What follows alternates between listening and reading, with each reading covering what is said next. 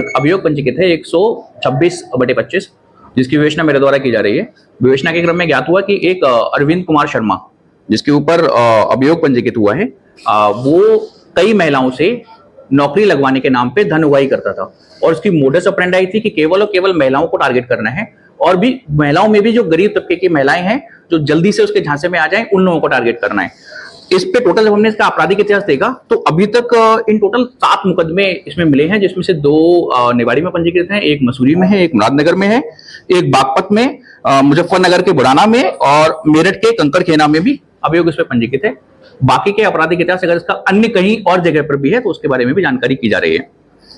इसका modus operandi ये था कि समाज कल्याण विभाग में हम आपकी सरकारी नौकरी लगवाएंगे। सरकारी नौकरी की लगवाने के लिए ये पैसे लेता था और इंटरेस्टिंग चीज ये है कि पैसे भी इसने ऑनलाइन लिए हैं, चाहे अपने खाते में या अपने जो अन्य साथीदार हैं उनके खाते में। तो एक रेणु पवार है जिसके माध्यम से कई जगह पेमेंट गया है, मुरादनगर से भी, मसूरी से भी और थाना निवाड़ी से भी।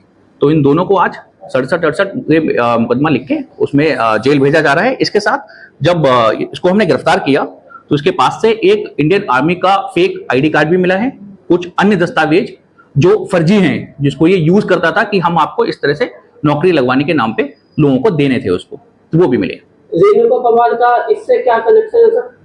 रेणु पवार भी इसी के जो ट्रांजेक्शन्स हुए हैं, पैसे जिनमें गए हैं, तो पैसे रेणु पवार के अकाउंट में गए हैं। रेणु पवार भी इसके साथ पिछले 4 महीनों से साथ है, हमेशा साथ रही है, अपना घर पवार छोड़ के वो उसी के साथ है, उसी के गैंग में कार्य कर रही है। कितने लोगों को अब तक ये निशाना बना चुके हैं यहाँ पर? यहाँ पे टोटल 12 से 13 प्रकरण अभी तक संज्ञान में आए हैं और मेरी ये विनम्र निवेदन भी है और आपसे अपेक्षा भी है, आपके माध्यम से मैं अपील भी करना चाहता हूँ कि अन्य लोग जो हमारे क्षेत्र के या फिर आसपास के जनपदों के क्षेत्र के हों, जिनके साथ इस तरह का कोई फर्जीवाड़ा हुआ हो या इस व्यक्ति ने जो फर्जीवाड़ा किया हो, तो कृपया करके वो आगे आए, अपनी रिपोर्ट दर्ज कराएं, उसमें हम आवश्यक कार्रवाई करते हुए प्रतिबद्ध हैं। सर, क्या कुछ ऐसे लोग भी हैं कि जो अभी पुलिस की गिरफ्त से बाहर हैं, जिनकी जांच पुलिस द्वारा की जा रही है? फिलहाल इस मुकदमे के अभी तो विवेचना प्रचलित है। इस मुकदमे का दायरा हम एक बार देखेंगे कि कौन कौन होगा, जो व्यक्ति भी इसके संज्ञान में आएगा पूरे उसमें गैंग में, हम उसको सम्मिलित करते हुए उन सब पे कार्रवाई करेंगे।